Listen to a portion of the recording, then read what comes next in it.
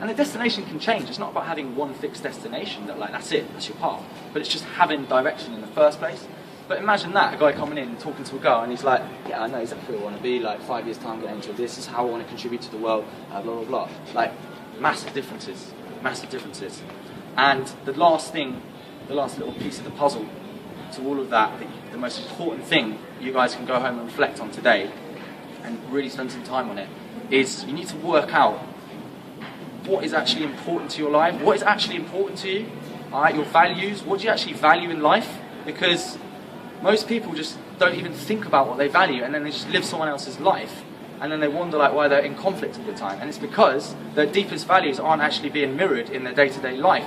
So, for example, people, and you need to think about it, because people just be like, oh yeah, honesty, like everyone would obviously be like, value honesty. Who wouldn't value honesty, right? But what does that even mean to you? What does that even mean to be honest? Right? You've got to think about that. Okay, it means that I tell the truth all the time, that I don't exaggerate, that I do this. You know, regarding women, it means that I'm open with my feelings. All that, like, go into detail. What does it actually mean to you? And then look at that description and see, is it reflecting in your life?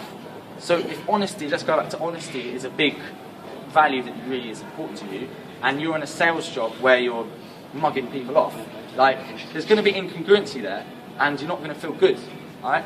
So all this stuff relates back, right, to just self-mastery, basically.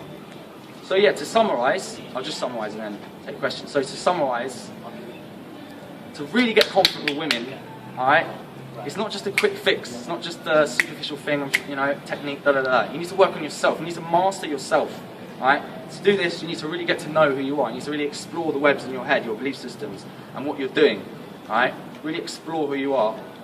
Then, you can start to actually appreciate who you are as an individual, alright? And that then allows you just to express yourself to the world. And your whole life is awesome, right? So, yeah, I hope that makes sense. I'm going to finish up there. In terms of coaching, yeah, if you guys want to talk to me about coaching, one-on-one, I do workshops. Got the site coming up in a few weeks, chat@approachanxiety.com, so keep an eye out for that. But if you're interested in, yeah, smashing down your fears, getting a greater self-belief or having more direction, really improving as a man, then come talk to me. In the meantime, I've got my YouTube channel, chat@approachanxiety, or Facebook page, Sam Power Coaching. So yeah, any questions? Yeah. Yeah, so like, in terms of like judgment, like judging yourself and judging others, because like if you do it for a while, you might judge other people, judge yourself. How would you get rid of that? Like, sorry, could you repeat? So you're worried about, like, if you start to be aware of yourself, and judging other people. Yeah. Yeah, but I'm not saying I'm not saying to judge yourself. Yeah. Actually, I'm just saying be aware in actually a non-judgmental manner.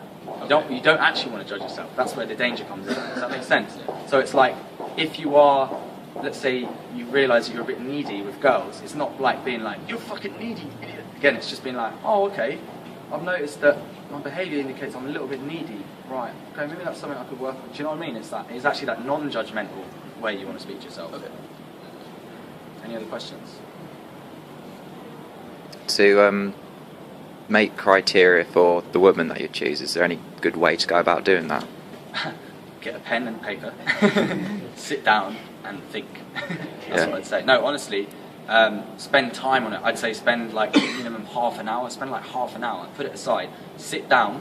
Don't know if any of you guys do meditation, but get in like a more relaxed meditative state. So you clear your mind of all the. My advice would be getting a really clear state, because so you clear your mind of whenever you want to reflect on something properly, like your values or what you really want in a woman. You need to get in a really relaxed state, because there's going to be so much shit that's coming on in here. That might be coming from your friends or society, or do you know what I mean? So you need to really connect with yourself. Think about all the qualities that are going to put a smile on your face if you met that woman. And then when you actually have that list, I forgot to say before, then you need to actually work out: are you man enough for her? Are you expecting? You know what I mean? If you're expecting all these cool things of this woman, I presume you've all got high standards, right? So are you actually man enough for her? And then if you're not quite there yet, cool, it's fine. You just need to work on yourself a bit more. Do you know what I mean? What about if you have like a really bad day, and should you like try to be more positive, or should you like embrace being really negative and just push through? Yeah. Like, how would you? Yeah. So I'd never say like just be ignorant and not see when shit doesn't go smoothly. I'm not talking about like bullshitting yourself. Always being honest, right? But you've always got a choice of how you perceive things. So, say you have a bad day. I mean, in my vocabulary, a bad day doesn't even really exist. It's either like a funny day or, you know, a great day. Do you know what I mean? It's how you actually label in your mind. But let's say you have a bad day. We go and try and talk to some women, and they all just are like, fuck off, go away. I then have a choice how I feed that back to myself. Do you know what I mean? And I choose to say, do you know what? You still went up and fully opened your mouth. That's scary, man. That's scary shit. Who does that? Who goes up and says to the women, like, puts their balls on the line? Now, that is scary. So, do you know what? For that, I'm awesome. Do you know what, though? I bet I could learn something. I bet I could learn something from this, though, because they all did tell me to fuck off. So, let's think about what maybe I could do better, even better next time. Yeah, so it's not like ignoring the negative. You learn from the negative. In fact, you love the negative. If you're not getting this face, right, where you're like, right, if you're not getting that face, you're not pushing yourself hard enough, in fact. You need to go harder, get more negativity, right? Because then that's where you actually can fucking learn, right? Is that answer, yeah? Any other questions? Magic tricks and wearing furry jackets work? Sorry? Do magic tricks and wearing furry jackets work? I wouldn't personally advocate that. It's pretty much the opposite of what I'd advocate. If it would work, if it's honestly, deep down, it's part of you. It's part of your character. If you're authentically this magic, crazy squirrel guy, squirrel lover, then yeah, it will work. Because if you're just expressing yourself, the essence of who you are. But if it's like, I need to go and get this, and fur and magic to compensate for my insecurities, and I'm going to put on a superficial show, then yeah, it might still work superficially, but you're not going to have that fulfillment, right? Get the goal long term. You obviously do this a lot, so you still get nervous? Yeah, I do, definitely. Oh, definitely. I mean, that's a whole other thing which I could talk about, is how to actually manipulate fear, you know, itself and make it a friend. But I still get the nerves, man. I get the nerves here. There's various ways of dealing with fear, but I still get it, man. It's just, again, the mental hats. Some of it's to do with the mental habits that I've trained myself to actually think about fear. Like, I view it as something awesome, something exciting. Okay, the biggest thing I could tell you in terms of getting over fear, or one of the biggest things, would be to choose to make the mental habit of walking towards fear. Alright, I know it seems scary, but imagine if that's your mental habit, and it comes as habit through practice, right? Imagine just anything you're scared of, you're just like, alright, I've got to do it.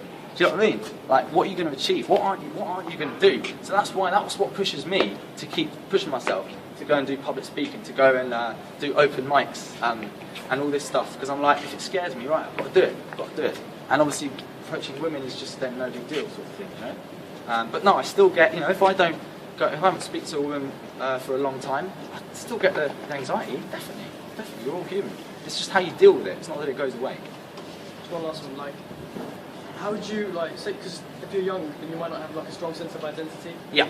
So, would you be worried about that you don't really know who you are, or would you sort of, like, just work towards it and embrace the fact that you don't But you've still got an essence of who you are as a human being. Like, be careful not to get too attached to, when you say identity, what do you actually mean by that? I mean, like, your values and, like, the way you see the world. Well, yeah. Obviously, if you're a bit younger, you may not be that certain of what your values are. So it might be maybe a bit more trial and error. Yeah. But you can still go deeper and just find out. And you might not have that level of certainty, but then you can actually go at least and try out. Yeah, you can still reflect, I think, on whatever age you are. Yeah, it's easier as you get older. One last one, I think. So when you find out, you know, through awareness that you've got certain things that are holding you back, or yep. you know, like neediness with women, or particular women, or any other thing like that, what's the best way to go, okay, now I've found out about this, I need to work on it and change it? Yeah, it depends obviously what the specific thing is, right? But if it's like the neediness thing, the best way of overcoming the neediness thing and being externally validated is actually to build up your opinion of yourself, build up your self-worth. That's actually like an opposing project. It's like an opposing a thing that you can use against the ego and against like the neediness. So you build up your self-worth, like a little exercise of of noting down all the good you're doing. Do you know what I mean? Recognising your strengths on a daily basis, finding out what your values are and living in alignment with them. Going towards the goals in your life that really matter to you, and not just drifting around. That's the kind of shit long term that builds up your self-esteem, so that you just lose that neediness as you build that up. You see what I mean? Yeah. But it takes effort. It's not just like a quick fix. All right, is that good? We can leave it there, I think. Yeah. All right, So, thank you, guys.